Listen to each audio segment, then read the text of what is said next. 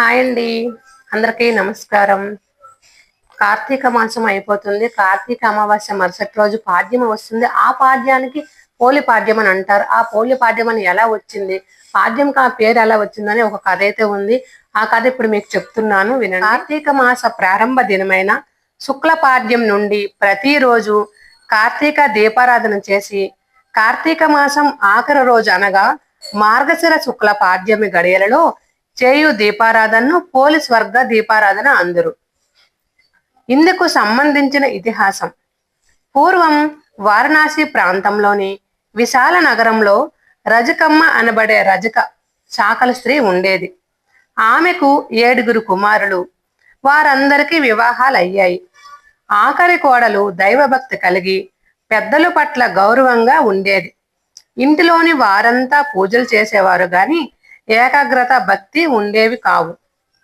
ఆఖరి కోడలు పోలమ్మ ఎవరికీ తన వల్ల ఏ విధమైన ఇబ్బంది రాకుండా పనులన్నీ తానే చేస్తూ వినయంగా ఉండేది. కార్తీక మాసం వచ్చినాటి నుండి అత్త కోడళ్ళు అంతా నదీ స్నానానికి వెళ్ళేవారు.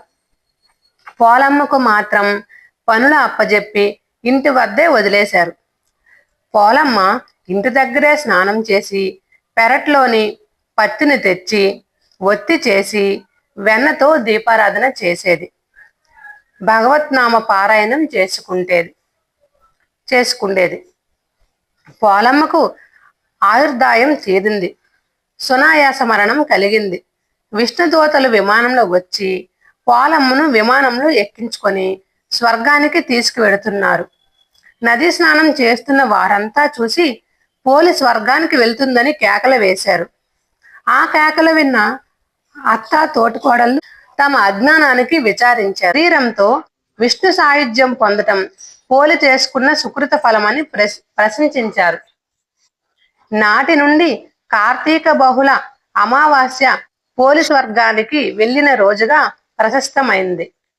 అంటే ఈ పోలమ్మని ఆవిడ నెల రోజులు కార్తీక పౌర్ణమి కార్తీక మాసం ఇంటి పూజ చేసుకుండేది. 7 కోడల్లో 6 మాత్రం పూజలు చేస్తుండే వాళ్ళు, కానీ వాళ్ళకి ఎవరికి భక్తి లేకుండా పూజ అనమాట. ఈవిడ మాత్రం ఎవరికి ఇబ్బంది పెట్టకుండా ఆమె ఒక్కదాయి ఇంటి దగ్గర ఎవరికి తెలియకుండా పూజ చేసుకుంటుండేది. ఈ కార్తీక అమావాస్య అయిన మరుసటి రోజు పాడ్యం రోజైతే ఆమె చనిపోయింది. ఆమె చనిపోయిన రోజు విష్ణుదూతలు వచ్చి ఆమెకు స్వర్గానికి తీసుకువెళ్ళారు.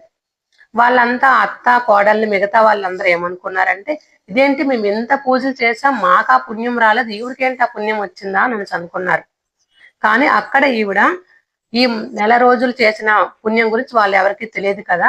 ఈ నెల రోజులు చేసింది కనుక ఆవిడకి అది కూడా భక్తితో చేసింది. తను ఎవరికి ఇబ్బంది పెట్టకుండా మనసులో దైవాన్ని తలుచుకుంటూ ఆమె భక్తితో చేసింది కనుక ఆమె పాడ్యం రోజు చనిపోయినప్పుడు స్వర్గానికి అయితే వెళ్ళింది. ఆ అమావాస్య మరుసటి రోజు పాడ్యం రోజు ఆవిడ చనిపోవడంతో పోలి పాడ్యం అని పేరైతే వచ్చిందండి. ఇది పోలి స్వర్గం విశిష్టత. నా దగ్గర ఉన్న ఈ పుస్తకంలో పోలి స్వర్గం విశిష్టత దీని గురించి చెప్పబడింది. కొన్ని పుస్తకాలు ఇంకా ఈ కథ అనేది కొంచెం ఎక్కువ ఉంటుంది. నాకు తెలిసిన వరకు ఈ కథను మీకు వినిపించాను. ఎవరికైనా ఈ కథ నచ్చితే ఒక లైక్ చేయండి. అలాగే మీ ఫ్రెండ్స్ అండ్ ఫ్యామిలీ మెంబర్కి షేర్ చేయండి. నచ్చితే నా ఛానల్ ఒకసారి చూసి సబ్స్క్రైబ్ చేయండి. Please support me.